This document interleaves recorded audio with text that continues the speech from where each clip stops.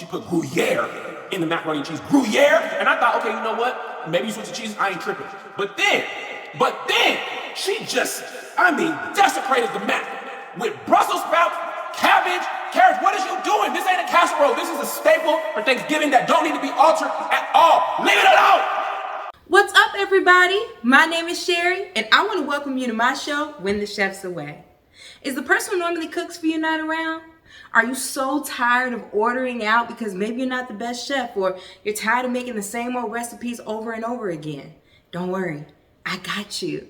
I created this show with the goal of teaching people how to make great tasting, easy, delicious meals. And I'm giving you a step-by-step guide. So no matter where you're at on your cooking journey, I should be able to help you out. And if you're looking for something new, every Wednesday I drop a new episode, which means I'm dropping a new recipe for you to learn. I hope that you join me on this journey that we're about to take. And I hope that you enjoy the recipes that we make. So let's get to cooking. Let's go. When the chef's away, when the chef's away, you don't have to worry, no need to worry. With your girl Sherry, your girl Sherry, we'll make these meals easy. We're gonna make some mac and cheese, yeah, we're gonna make some mac and cheese. We're gonna make some mac and cheese. It's gonna taste great. Oh my gosh, y'all. I am so excited for today. I hope you all are ready to make this meal because today we're gonna be cooking. No, not cooking, cooking. Okay, yeah, you have to put your elbow into this one. Now, one of the reasons why I'm so excited is because from now until the end of the year, every video that I'm making, we're gonna be making some familiar holiday food, okay? This is food that, you know, every time the holiday season comes up, we're gonna be making this meal, we're gonna be eating it, we're gonna be having it, and we can't wait to eat it, right? It's like, ooh, I can't wait to try my aunties. I love when my mama make mine. So, I'm gonna be making you some familiar holiday foods, and I can't wait for you all to learn how to make them as well. Let's get started. To start off, I want to talk about some feedback that I've received. I am so excited for any feedback that you all want to provide, especially constructive criticism, right? One of the biggest ones that I did hear from was about washing hands. Now, y'all, I don't mess around when it comes to this stuff, okay? I don't want my food to be contaminated because I know about salmonella and all those different kinds of bacteria and things that can happen, okay? So I'm always washing my hands, but I'm not telling y'all that, and I'm not telling you all to do that. So I'm gonna do a better job of making sure to remind you to wash your hands, because when you're handling food, even if you're cooking for yourself, you need to always make sure that you're washing your hands, especially when you start dealing with multiple elements, and especially whenever you're dealing with meat. Now today we're not dealing with meat, but you still need to wash your hands. So I'm gonna wash my hands before I start cooking. I suggest you do too. All right, so now I'm back with some freshly washed, soon to be ashy hands, okay? So here are all the ingredients that you're gonna need in order to make some delicious baked mac and cheese.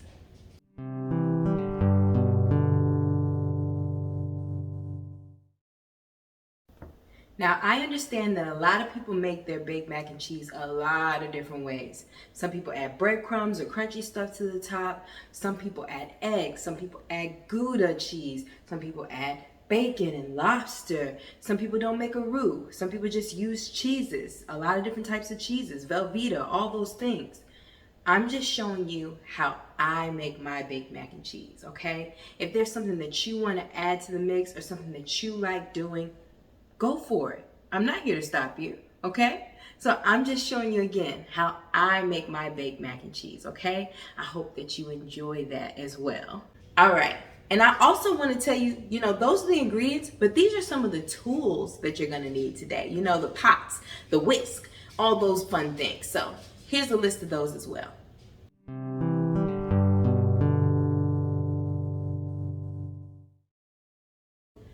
Awesome. Okay, now we know what we need. So, you already know how this goes. Let's check to see what we already have in our house. Okay, so in my house, I already have, most of the materials as far as cooking. I've got a strainer that I'm gonna need. I've got a pot that I'm gonna cook the pasta in. Now, normally, I only have this one here because normally if I were to cook for my family or a large group, I would use this pot in order to make the cheese. But since I'm just cooking for me, in a small group, in a smaller pan, I'm actually going to use this pot, okay? It's smaller for me to be able to make the cheese because you don't want to have too much left over. I've already got some flour, some butter, salt, pepper, and a whisk. Now I know you might be thinking, what about more seasonings? Listen, if you like adding extra seasonings, you can. And normally, y'all should know this by now, I love adding seasonings. But when I make my baked mac and cheese, salt and pepper is all I need. Ugh. Kind of almost sounds weird just saying it. But salt and pepper is really all that I need when I make this baked mac and cheese. And it still tastes delicious. Okay? So now that I know what I already have in my house, I'm going to head to the grocery store to get the missing items. So come with me to the grocery store. Let's go. Okay, so it's important to note that you can get all the ingredients that you need at Aldi. I went to get the milk first and I got the 2% reduced fat milk, but you can also use whole milk or 1% milk. But please make sure that you get a smaller jug. You do not need a huge jug of milk unless you like drinking milk and want to have some left over. Then it was time to get the aluminum pans and I ended up getting a smaller one. But if you're making food for more people, you can get a larger pan. I went to get the elbow macaroni and cheese, and remember, it's elbow macaroni and cheese. You don't want to get any of the other types of pastas. You want to get the elbow macaroni and cheese. And for the cheeses, I got the extra sharp cheddar cheese. Now, the blocks of them, okay? You need the hard blocks of extra sharp cheddar cheese. And if you're cooking for more people, you want to get more than just one. I got the Colby Jack cheese and the mozzarella cheese for the blocks. But again, if you're cooking for more people, you want to get more than just those 3 blocks. I then got 2 bags of the sharp cheddar cheese, and then I'm going to get 1 bag of the mozzarella cheese. But again, if you are making it for more people, you want more cheese. Okay, now that we've made it back from the grocery store and I've picked up all the little things that I need, we can get started. So to start off, one thing I want to let you know is that we're going to be making a roux. If you've never made a roux before, it's not that hard, but you do want to kind of pay attention, okay? And you might have to try this out a few times before you perfect it. It's not something that you're going to get your first time, especially if you're doing it by yourself. But fear not. I got you. I'm going to show you all the tips and the tricks. And then you do it yourself, okay? So to start off, before we make the roux, I think it would be best to cut the cheese. The blocks of cheese, specifically. Okay? Ooh, cut the cheese. Okay. So we're going to cut the blocks of cheese first, so that when it's time to make the roux and add in the cheese, we're already good to go. So let's do that first. Okay, now before you get to cutting, remember, you want to wash your hands because you just came back from the grocery store. So before you start touching food again, you want to always make sure that you're washing your hands. So do that first. Then it's time to cut up this blocks of cheese. Now when you're cutting the blocks of cheese, you want to make sure that you're cutting, semi-small, what is this, horizontal cuts first. Yeah, I feel like this might be vertical. I don't know. You want your cheese to look like this, okay? When you first start making cuts, all right? Just like this. I'm directionally challenged. Don't ask me no questions, okay? Horizontal, vertical, regardless of what it's called, it needs to look like that. And you do that for the whole block of cheese. This makes it easier for you when it's time to whisk it in with the roux that you're gonna make. I sure hope I'm saying roux right. But if I'm not, y'all let me know, okay? Be nice about it. Okay, now after you cut them up like this, you wanna take them and cut like at least 3 pieces. 1, 2, so you make 2 cuts, that you have 3 parts. And the blocks of cheese should be this small, okay?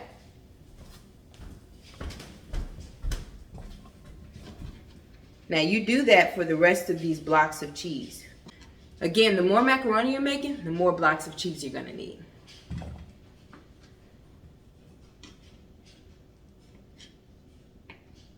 Now, some people just use sharp cheddar cheese, but I like the Colby Jack and I like the mozzarella cheese to add to it as well. I feel like you can't go wrong.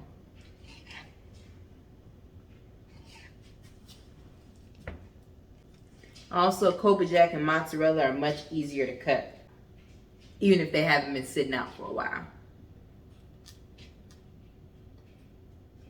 Now, a health fact about cheeses. Did you know that most cheeses, like Colby Jack and the extra sharp cheddar cheese, are about 110 calories per 1 ounce? But mozzarella cheese is only 80 calories per 1 ounce. Hence why I like to add it over some of the others sometimes, because I just feel like I'm being a little bit healthier if I'm adding mozzarella cheese in it. And I'm going to show you what 1 ounce of cheese looks like. So y'all know how unhealthy sometimes these favorite foods that we have are.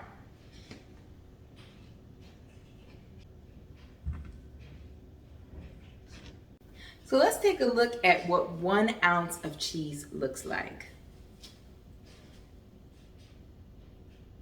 Oh, that's too much. This right here is 1.3. That's it.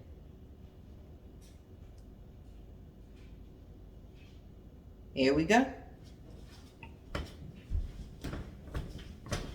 This amount of block cheese is 1 ounce.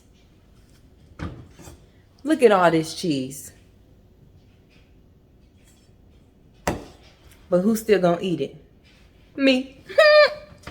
Now I say all that to say that it's fine to eat these foods sometimes, right? But you just want to make sure that you're eating proper portions. So when you're eating macaroni and cheese and you're putting it on your plate, that first go round, don't fill up your plate to capacity. Just try your hardest. And you don't want to fill your food up to more than a fist when it comes to carbs, okay? So when you get that plate, put a fist amount worth of mac and cheese on your plate. No more, no less. And really, if you know that you're going to be eating some spaghetti and all these other different things, mashed potatoes and all that, you might want to cut it back even more. You can always go back for seconds, okay? Now that we've actually cut up all the cheese, we want to start putting our oven on preheat so that when we're done, we can put it right in the oven. We don't want to waste no time on this, okay? So you're going to want to start your oven and preheat it to 400 degrees. Okay?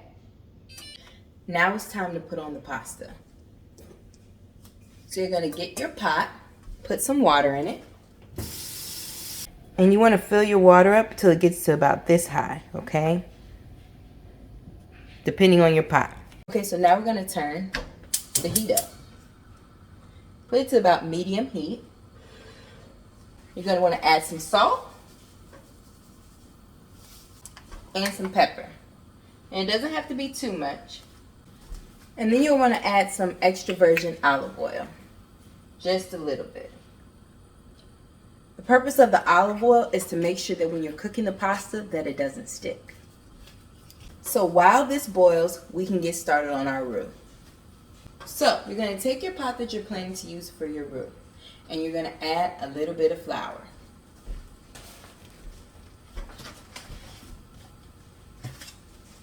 Actually, let me bring it a little closer because you're going to want to see this. Okay, so to start off, you're going to want to turn your stovetop to medium.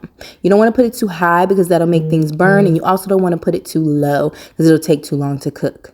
Then you're going to add in some flour. You don't want to add too much to start off, but you do want to add a nice little amount. Okay, so after I added the flour, then I'm going to add some milk. I started off by adding just a little bit of milk to this mixture. And then I started to, stir the mixture together, stir the roux together. And I noticed very quickly that I'm actually going to need more milk. Now, how do I know that I need more milk? This is the thing. You're making cheese sauce and you want to make sure that you have enough sauce. And so you're going to have enough liquid in order to, create enough sauce that's going to be able to cover your macaroni and cheese. And how do you know how much flour to add? Because flour is there to thicken the roux.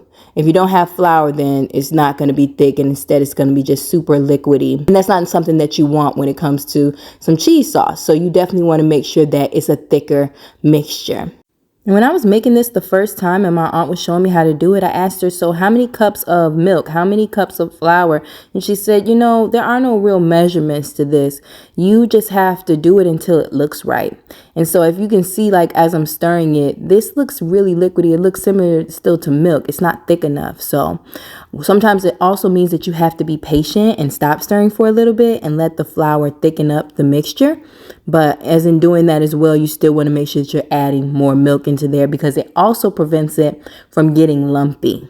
Okay, and that's why you have to stir so much. This is why I said before, when you're going to be putting your elbow into it, you have to stir this mixture a lot so that it doesn't become lumpy. Because if you take your eyes off of it for too long, it'll be a lumpy mess and it won't be enjoyable to eat, I promise you.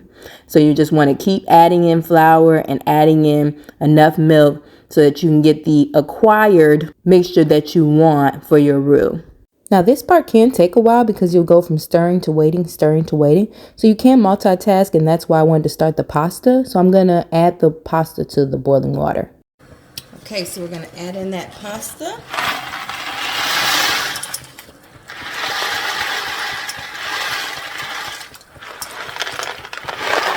And depending on how many people you're cooking for, you know, you can add more or less. But just don't add too much so that it doesn't overflow. You want to stir it around just a little bit to separate them. And then you're going to let this cook and boil on its own.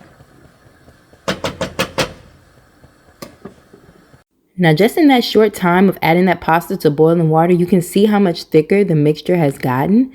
And I am liking what I'm seeing, but I do want it to get a little bit thicker. So I'm going to keep stirring it to, again, make sure that there are no lumps in this mixture and that it just gets a little bit thicker so it can make the perfect cheese sauce. So just keep your eye on it, keep stirring it, keep waiting for a little bit. You want to do each at the same time. Now, if you are not that advanced in cooking, I don't recommend trying to do both at the same time. But if you are, you can mix in stirring your noodles, cooking your noodles while you're trying to wait for your cheese sauce to be finished. So then you can, get to baking it at a quicker pace. Okay, so after some patience, the roux is looking great. It's so thick. I hope you all can see the difference between when I first started stirring the mixture and now. It is thick exactly how I like it. So we are going to add in our cheese. Okay, so first you want to start by adding in the block cheese that you cut up earlier into those small pieces. You want to add those in and just start smashing them. Again, this is where your elbow and your arm are going to be actually doing some work, because you really have to smash all of this cheese until it starts to blend within the roux. Then you want to add that bag of shredded sharp cheddar cheese into the mixture, and you want to start to smash that cheese into the mixture as well. So now you got your shredded cheese and your block cheese all into the mixture. Again, you're going to be putting real work with your arm into this, because until all this cheese is melted and it looks nice and yellow, you got some smashing to do and some stirring to do. Okay, so you're just going to continue to smash the cheese and stir the cheese until it starts to resemble a nice cheesy look that you want. Now, depending on how high the heat is, this can take longer or shorter, but again, I recommend leaving it at the medium temperature, if not lower, so that the roux does not turn lumpy and the cheese does not curd. Okay, so you want to just continue to keep stirring everything together until it blends into a nice, cheesy, delicious mixture. Now, after some love and attention, you can see it's a nice yellow color, and look at how this mixture, this roux is looking. This cheese sauce is looking, it's looking delicious, and it's going to be perfect on our baked macaroni and cheese. When your sauce starts to look like this, then you know that you are done and you're ready to pour it on your noodles. So now I'm going to strain my pasta, and then you'll add it into the pan.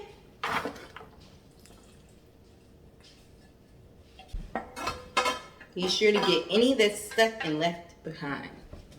Now, if you're not satisfied with the amount of pasta you have, meaning you want to make more, because again, you're making it for more people, or you want it to last longer, whatever that looks like, you can always make another pan of pasta, add it in, and it'll be totally fine. Trust me, I've done it on more than one occasion.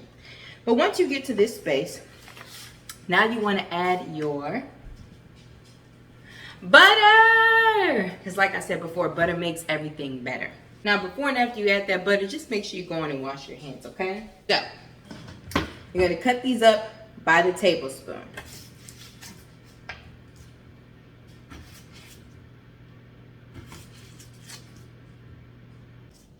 And then you'll add them in.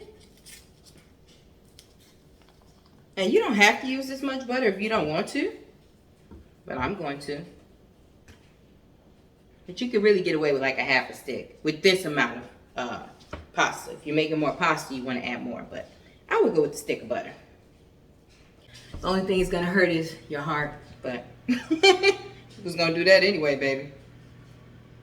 At least you're using unsalted butter. And then you're going to want to add a little bit of salt. Remember, it should be in the water that you put originally.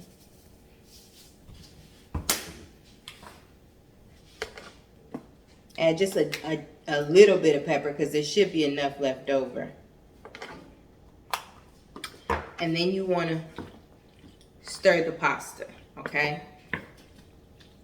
Because you want the butter to melt on the pasta. So make sure every piece of pasta hits some butter.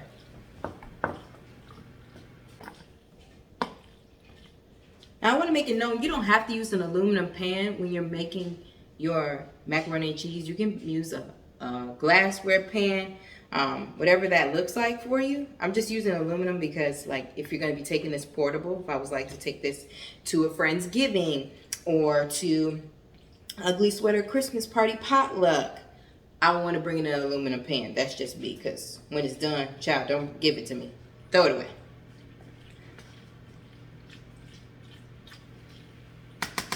Okay, now once that's done, you're going to want to add your cheese. So you take all that cheese you made and you add it. And you don't have to add all of it right away because again, it's based off of like a pasta to cheese ratio, okay?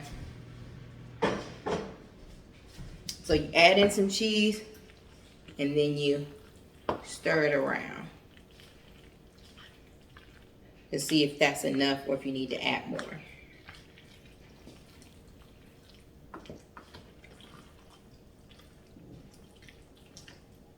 Now, to make sure that it tastes right, I always do this. I like to do a pre-bake taste test, okay? Because this way, when you taste it, you can see if you need to add a little bit more salt, a little more pepper, or any kind of seasonings that you like to add, okay? I just take some. Maybe take a little bit more than some. Don't judge me. Judge yourself.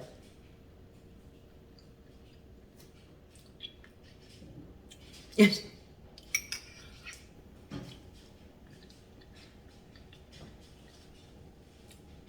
Bussin'. I'm gonna add a little bit more salt, but this right here.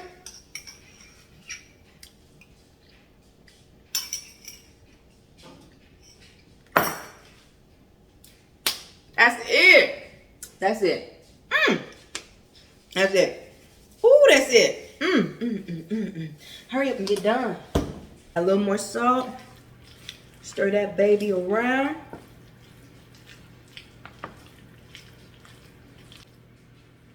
Add a little bit more for me to eat while I wait. Okay. Now make sure you wash your hands one more time. Okay, now you want to add the cheeses. I'm going to add mozzarella first to put on the bottom.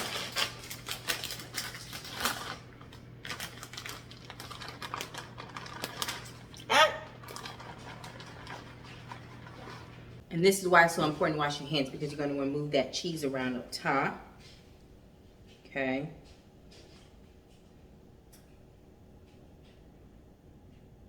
Make sure every little speck is covered.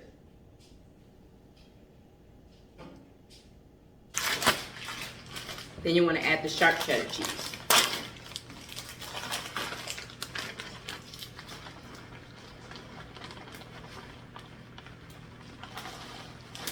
And again, you just want to spread that cheese around again.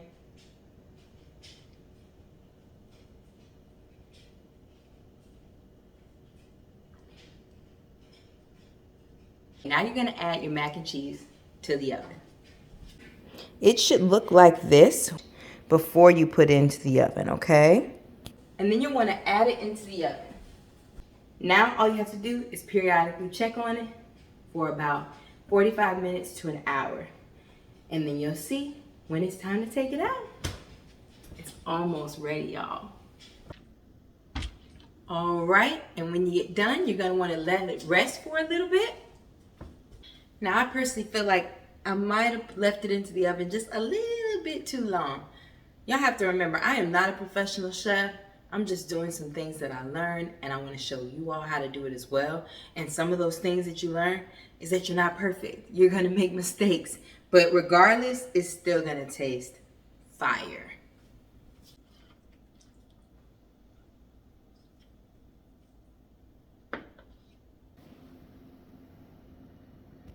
Now this is what the mac and cheese looks like. Hot out the pan.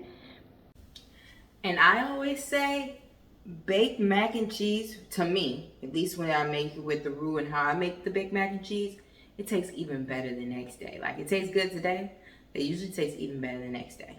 But since we're here today, we're gonna try it. And if I have time, I'm gonna show you what it tastes like tomorrow, or my thoughts.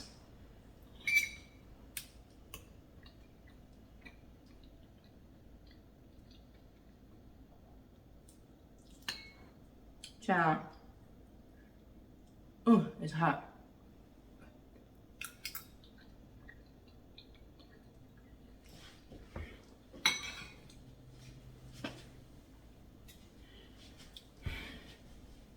It is too late for me to be eating all of this, but it's so good.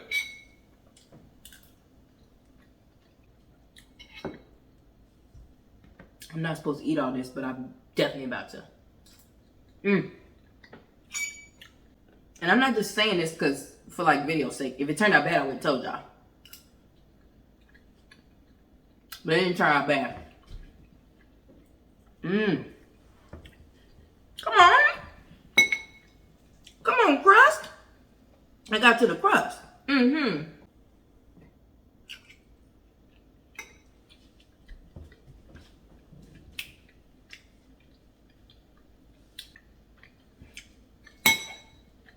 So good.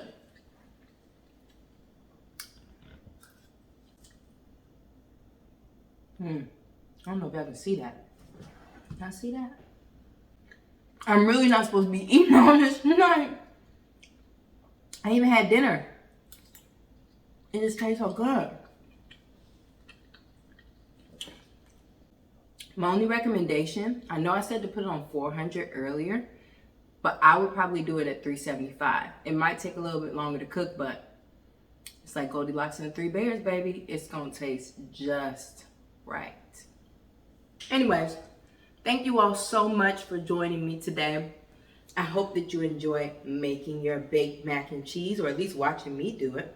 And you can come back next week and watch me make some more familiar holiday foods. I'm really, really excited about the next one. See you later. Bye.